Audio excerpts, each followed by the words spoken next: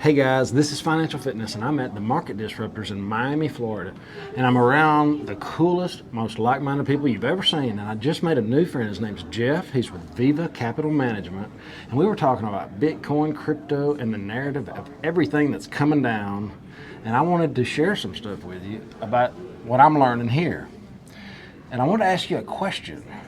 Okay. What brought you here? Why, Well, I've been in crypto for 5 years.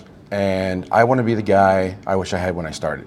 And I want to give back because the community's done so much for me. I want to give back to it. And this event in particular was really special to me because I know the influencers who were at a different floor for an event till Friday. And then like the last couple of days, Viva Capital was here working with the industrial and the new retail. So you literally have the two communities colliding. The original OGs that were just doing the crypto from decentralized, just doing it for freedom's sake, and now we have the industrial, and they're learning and they're meshing, and you can see it all happening in real time. It's fantastic. Cool. See, these people are saying. So who are the OGs? Well, I mean, Max Kaiser. Yeah, He's here as well. Maybe I'll get him. I think Pomp. You can put Pompeon on there. Pomp. These guys got Bitcoin when it was dollars. Yeah, I mean, you got and Dollar Vigilante was here the other day. He would start getting $2 or $3. So and see, that's kind of my hang-up. I have a little bit of a problem with that, and I like to talk about the other side. Sure. That some people are scared of, because a lot of people bought this stuff when it was $1, right? And they were rich to begin with. Right. So how many millions did they buy? You know what I'm saying? Well, they probably bought thousands because I mean, if they bought it for $1, they could just throw $5,000 into it, see what happens. Okay. But then that's what they have. But regardless of what they have. Like, that's why they're maximalists, because they got really rich off the first coin, and more power to them. I mean, there's nothing wrong with that, but it's all about financial freedom. But there are other projects that you can get into for a couple bucks that are like nothing can, like, no market can go up like 10x like the crypto market right now. And people don't even realize how big this market can get because we're still at its infancy. I mean, we've only got like 3 to 5% adoption, and Bitcoin, we've heard it this weekend, it could easily get to $1 million or more when it starts to take not over gold market, but the entire financial market. Blockchain is going to be everything. Bitcoin is just the first killer app, and there's going to be lots more coming down the pike. So it's kind of like Bitcoin is the first. Right. It's the grandfather. But Microsoft was the first. Wasn't the best, but it was the first, So that's kind of what it's got going for it.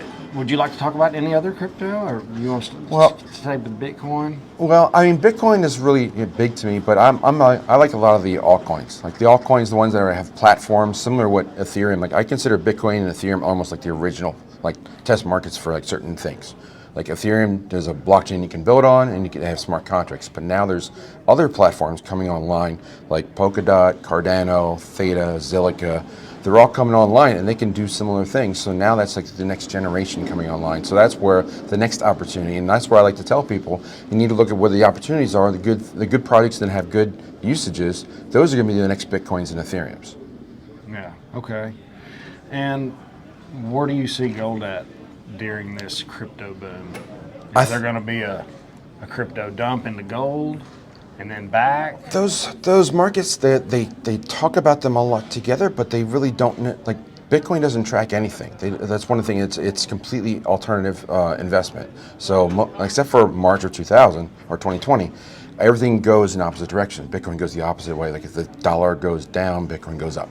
So it's a contrarian investment. So I think that gold is a safety reserve of capital, just like Bitcoin is, but there's a bigger upside to what's coming with the blockchain space. So there are certain, they're all free. A lot of freedom people really like to invest in both and diversify.